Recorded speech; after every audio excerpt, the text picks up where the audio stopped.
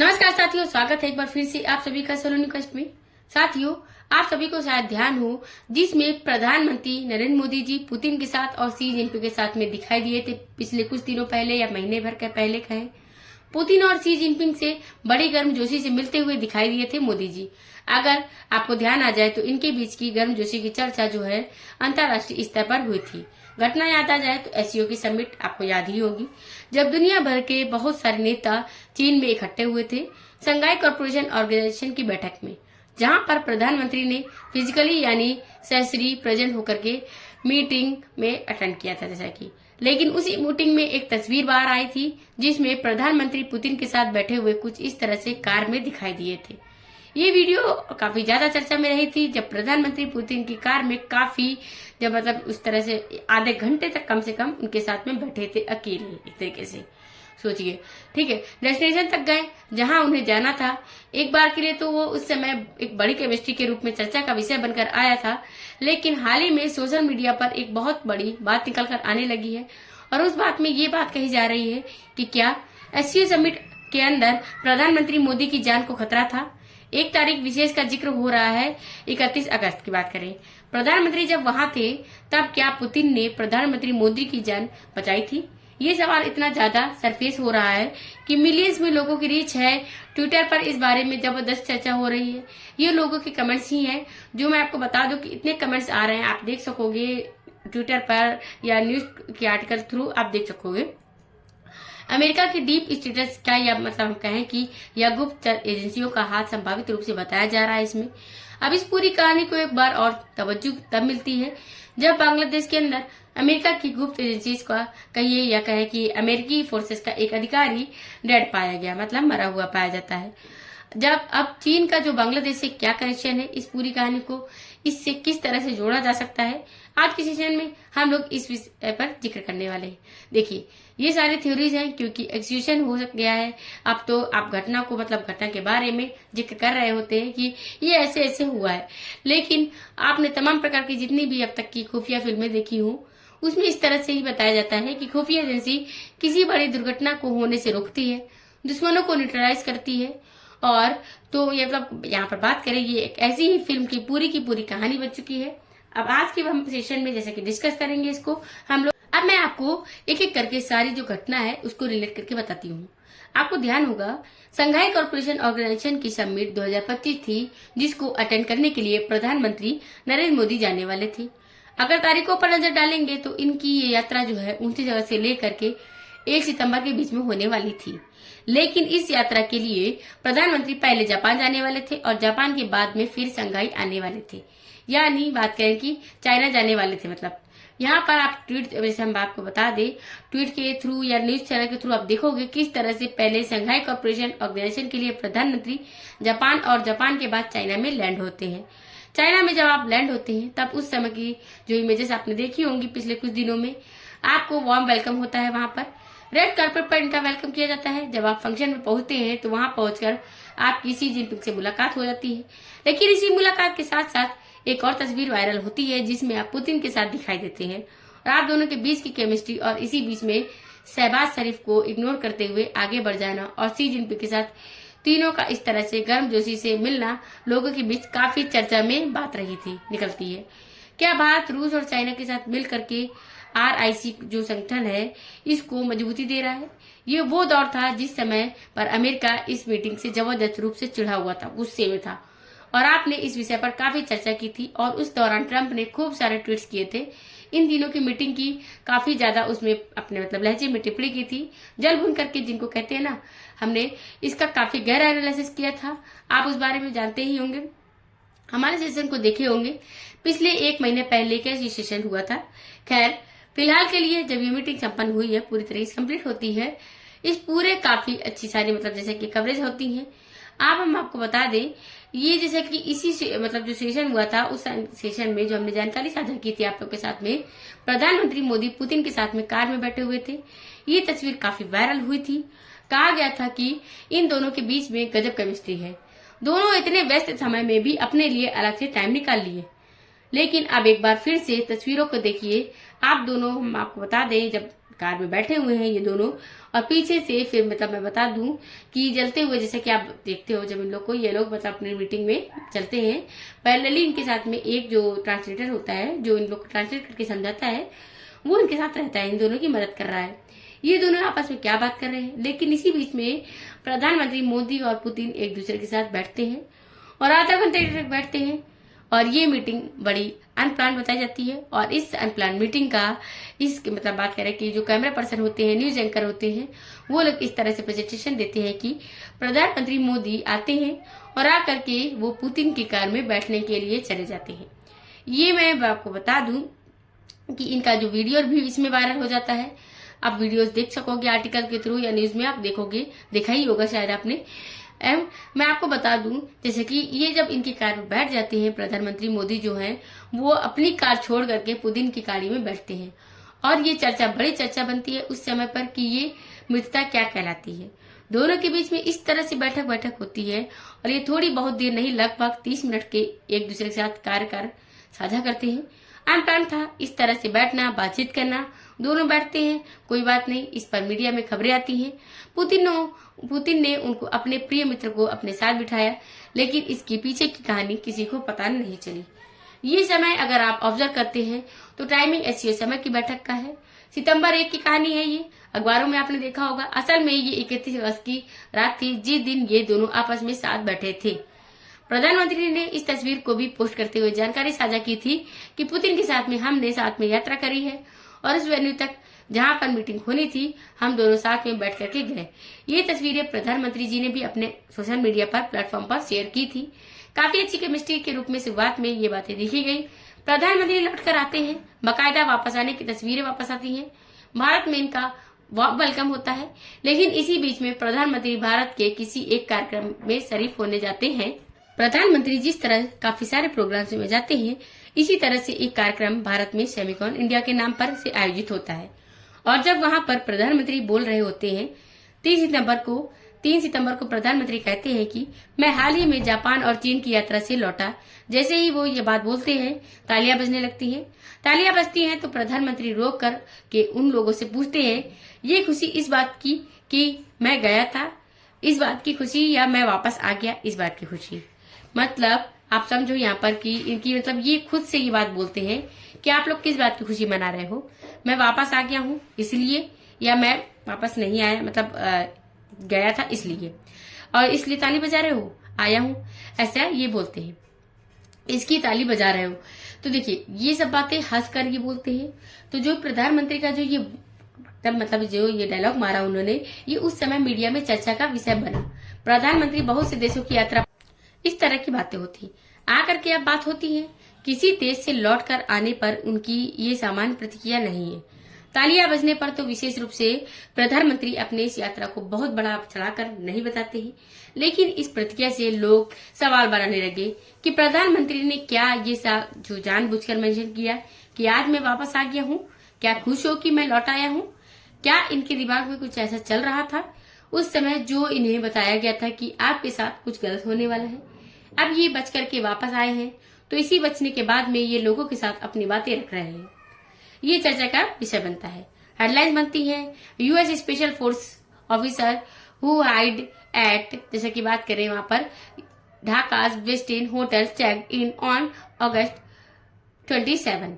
तो ये जैसे बात होती है नॉट ऑन अगस्त से 27 की बात हो रही है। अब ये कहानी क्या है इसकी, तो इसको भी हम लोग समझते हैं।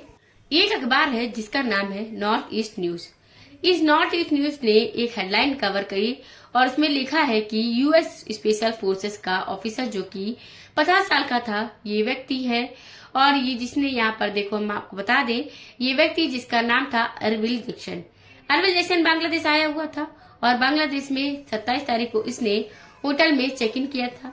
अब 27 तारीख से क्या लेना देना इसका, देखिए 29, 30, 31 इस बीच में प्रधानमंत्री जी की यात्रा जापान और चीन की यात्रा थी। इधर जापान और चीन की यात्रा पर गए प्रधानमंत्री का बांग्लादेश का क्या कनेक्शन है उस पर आते हैं। असल में ये स्पेशल फोर्सेस का अधिकारी, अमेरिकी फोर्सेस का अधिकारी बांग्लादेश के एक होटल जिसका नाम वेस्टर्न होटल है उसमें डेड पाया जाता है, और ये एक 5 स्टार होटल है, उसमें मृत पाया जाता है। मृत पाया जाना शारीरिक रूप से किसी भी तरह से संभव हो सकता है, लेकिन धीरे धीरे रिपोर्ट्स में बाहर निकल कर आता है कि इसे मारने के लिए इसके ड्रिंक्स में पोलोनियम नाम का एक कोई केमिकल मिलाया गया था। जानकारी निकल कर आती है कि इस व्यक्ति को लेने के लिए यूएस एम्बेसी से ही ऑफिसर्स आते हैं, यूएस एम्बेसी से ही डॉक्टर्स आते हैं। लोकल पुलिस को इस केस में हाथ भी नहीं लगाने दिया जाता है जैसा कि, और इसकी मीडिया कवरेज को बंद करा दिया जाता है। अमेरिकी अधिकारियों द्वारा होटल के स्टाफ को धमकाया जाता है कि ये खबर अब बाहर नहीं जानी चाहिए। ढाका पुलिस तक ने इस पर कोई बयान नहीं दिया। एक व्यक्ति की मौत किसी दूसरे देश में अगर हो रही है तो निश्चित ही ये दूसरे देश का विषय है, क्योंकि एम्बेसी में मौत नहीं हुई है, किसी दूसरे देश की धरती पर मौत हुई है इस व्यक्ति की। तो मौत के बाद जब इसके रूम को खाली करने के लिए जो टीम आई थी वो भी यूएस एम्बेसी से ही आई थी, और वो इसके कमरे से न केवल डेड बॉडी लेकर गई बल्कि काफी सारे बैग भर करके सामान लेकर के गई है। इस पर बहुत सारे सवाल उठने लगे कि अल्टीमेटली यूएस वाले ऐसा क्या छुपा रहे हैं अपने कर्मचारी की मौत के नाम पर, जिसे मीडिया में भी आने नहीं दिया जा रहा है। खबरें बड़ी बनती चली गई हैं। धीरे धीरे लोग इसके पीछे की कॉन्स्पिरेसी को तलाशने लगे। तारीखों को जोड़ने की बात तब शुरू हुई जब प्रधानमंत्री 3 सितंबर को लौट कर आए। वेस्टिन होटल को मतलब जो प्रधानमंत्री से क्या कनेक्शन है, अब उस पर चलते हैं। असल मायने में जानकारी निकल कर आई है कि ये व्यक्ति 27 तारीख से 1 सितंबर के बीच इसी होटल में था। 29 तारीख को जिस समय प्रधानमंत्री मोदी जो है चाइना में थे, उस समय ही इसका खेल हो गया। असल मायने में ढाका में बैठा ये जो अधिकारी था, इस अधिकारी को बात करें तो डीप स्टेट ने भेजा था। डीप स्टेट की क्या कहानी है, अब उस पर चलते हैं। असल में कहा जा रहा है कि यूएस की खुफिया एजेंसी इस बात से खफा थी कि प्रधानमंत्री मोदी रूस और चाइना से मुलाकात करें। वो लगातार पहले भी इस बात का प्रयास करते रहे हैं कि ये तीनों लोग आपस में ना मिले। इनको रोकने के लिए या तो भारत के अंदर ही अशांति पैदा की जाए, और अशांति पैदा करने के लिए इस तरह के गुप्तचरों को, जो कि विशेष रूप से एजेंट होते हैं, कई फिल्मों को जिस तरह से आपने जैसे कि जेम्स बॉन्ड स्टाइल में देखा है और समझा भी है, कुछ ऐसे कलाकार टाइप के लोग होते हैं जिन्हें पूरा जिम्मा देकर भेजा जाता है कि आप जाएंगे वहां के लोगों के में घुल मिल जाएंगे, अपनी तरफ से पैसा फैलाएंगे, देश में अशांति पैदा करेंगे। ये इस दौर में बांग्लादेश था जिस समय प्रधानमंत्री उस जापान की यात्रा पर थे। जापान से उन्हें चाइना आना था। पहला टास्क तो इस व्यक्ति को दिया गया था कि देश के अंदर अस्थिरता फैलाए, और जिस समय ये चाइना जा सकता था या फिर उसके जो इसके स्ट्रक्चर्स हैं पर किसी को प्रधानमंत्री के ऊपर निशाना लगाया था, वह भी इसी व्यक्ति के आदेशों की पालना में है। संभव था ये खबरें कॉन्स्पिरेसी के रूप में सोशल मीडिया पर चलना शुरू होती हैं।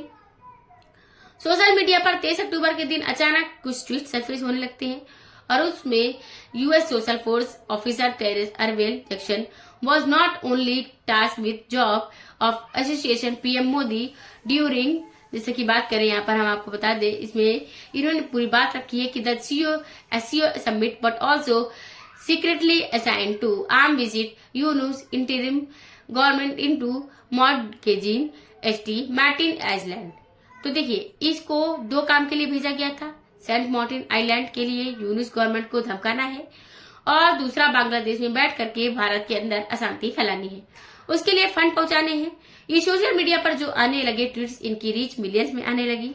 अचानक आजकल में ये जबरदस्त चर्चा का विषय बन गया कि प्रधानमंत्री मोदी को बचाने के लिए पुतिन सामने आए थे। अब ये क्या कहानी है, असल में हुआ क्या था?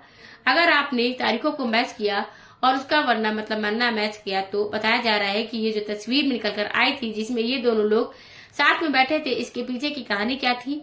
पुतिन की जो सुरक्षा एजेंसी है, इंटेलिजेंस विभाग है, उसने प्रधानमंत्री को मोदी को ये टिप दी थी कि बताया था कि आपको असैसिनेट करने की प्लानिंग चल रही है, आपके देश में अस्थिरता प्लान की जा रही है, और एसएस अमेरिका जो का एक गुप्त अधिकारी निकल कर आया है, अगर उसे गुप्तचर एजेंसी मार भी देगी तो अमेरिका उस पर कोई गारंटी नहीं लेगा। जैसा कि आपने फिल्मों में भी देखा होगा, जब भी कोई गुप्तचर मारे जाते हैं तो उनके बारे में कहीं भी बाहर निकल करके चीजें नहीं आती हैं। इसी के चलते इंडिया और रसिया की गुप्तचर एजेंसी जो कि CIA के द्वारा प्लॉट उठाया गया प्रधानमंत्री को मारने या फिर भारत में अस्थिरता को फैलाने को, उस पर फेल कर दिया गया। इस तरह से जानकारी बाहर निकलना शुरू होती है। हालांकि इस पूरी घटना का किसी ने भी अभी तक कोई क्लेम नहीं किया है, अर्थात ना तो भारत की तरफ से कोई घटना पर क्लेम हुआ है और ना ही अमेरिका की तरफ से कोई क्लेम हुआ है इस पर। न रसिया की तरफ से क्लेम हुआ है। लोग बस इसको इस तरह से जोड़कर देखना शुरू कर रहे हैं कि प्रधानमंत्री ने आकर जो बयान दिया है वो अपने आप में संदेह खड़ा करता है। प्रधानमंत्री की यात्रा के दौरान ही एक व्यक्ति का, जो कि अमेरिका का खुफिया विभाग से जुड़ा हुआ अधिकारी था, सैन्य विभाग से जुड़ा अधिकारी था, उसका डट पाया जाना, न केवल डट पाया जाना बल्कि अमेरिका का कोई बयान न आना। अक्सर अमेरिका ऐसे समय पर बहुत ज्यादा आग बबूला हो जाता है। हर एक आदमी के लिए वह बहुत बवाल काटता है, लेकिन इस पर कोई बयान न आना या कहीं न कहीं भारत को बहुत सारी चिंताओं में डालता हुआ दिखता है। वैसे समय पर जब भारत बात करें तेजी से बढ़ती इकोनॉमी हो, लगातार भारत अमेरिका के बीच में ट्रेड डील्स को लेकर के अनबन चल रही हो, रसिया चाइना से भारत की करीबी उस दौर में बढ़ रही थी, ये संभवतः CIA को बर्दाश्त नहीं था। इस बात को और वैल्यू तब मिली जब प्रधानमंत्री ने अमेरिका जाना सस्पेंड कर दिया। उन्होंने इनकार कर दिया कि वो UNGA की बैठक में नहीं जाएंगे, उनकी जगह विदेश मंत्री जाएंगे, यानी कि प्रधानमंत्री उस दिन के बाद से किसी भी अंतर्राष्ट्रीय मंच पर शामिल होने नहीं गए। आप चाहे 23 से 29 सितंबर की बैठक की बात देख लो या फिर गाजा में हुई शर्म अल शेख की बैठक देख लो, जहां पर CIA द्वारा मतलब ट्रम्प की बैठक को आयोजित किया जा रहा था, या UNGA में मतलब यहाँ CIA पूरी तरह से सक्रिय था। और तो और अभी आसियान की बैठक में भी प्रधानमंत्री ने वर्चुअली कनेक्ट करने की बात करी है, क्योंकि यहाँ पर भी ट्रम्प आ रहे हैं, यानी कि CIA पूरी तरह से अपने हाथ में नियंत्रण रखेगी। आप में से बहुत सारे लोग इस पूरी कहानी के एक और पक्ष की तरफ भी विचार कर रहे होंगे, और वो ये है कि प्रधानमंत्री मोदी ट्रम्प से नहीं मिलना चाहते हैं। संभवतः ये भी तो एक कारण हो सकता है। ऐसा मैं क्यों बोल रही हूँ? देखिए, क्योंकि इस समय पर एक कांग्रेस के द्वारा एक शब्द फैलाया जा रहा है, और वो ये था कि मोदी के मन की बात बच के रहना रे बाबा, यानी कि प्रधानमंत्री मोदी ट्रम्प से बच के भाग रहे हैं। ऐसे समय पर ट्रम्प से बचकर भाग रहे हैं जब ट्रम्प प्रधानमंत्री के खिलाफ कुछ भी बोल दे रहे हैं।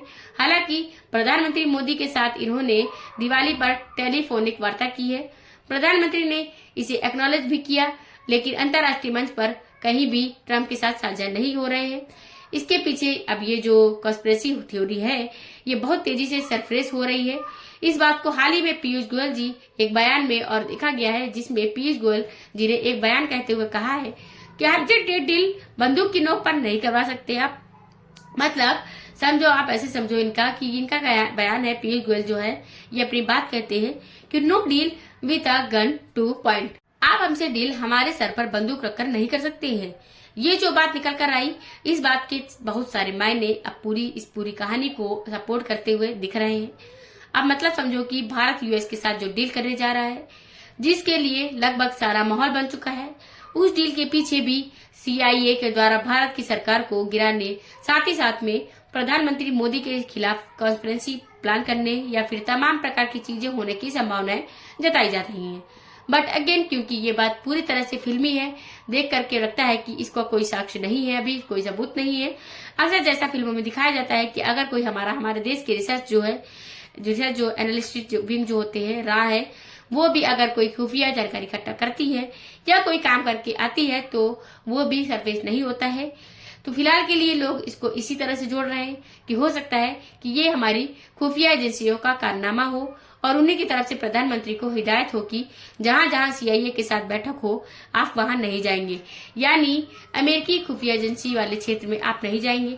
खैर, ये तमाम जानकारी आर्टिकलों के रूप में ही है, जानी जा सकती है। बाकी ये मैंने जानकारी साझा कर दी है। आप देखिए, इसलिए क्योंकि इस समय काफी तेज सुर्खियां हैं। प्रधानमंत्री को पहले भी एक बार पंजाब में अपनी यात्रा के दौरान इस तरह की थ्रेट का सामना करना पड़ा था। भारत अपने लाल बहादुर शास्त्री को एक ऐसे मतलब कहिए कि बात करें तो कॉन्स्पिरेसी के अंदर मरते हुए देख चुका है। जैसा कि हम बात करें जैसे कि राजीव गांधी की बात करें, जो देश के मतलब प्रधानमंत्री रहे, उनके साथ भी इस तरह की घटनाएं देख चुका है। ये सारी चीजें हैं जिनसे आप इनकार नहीं कर सकते कि ऐसी तरह के प्रयास दूसरे देशों के द्वारा होते रहेंगे।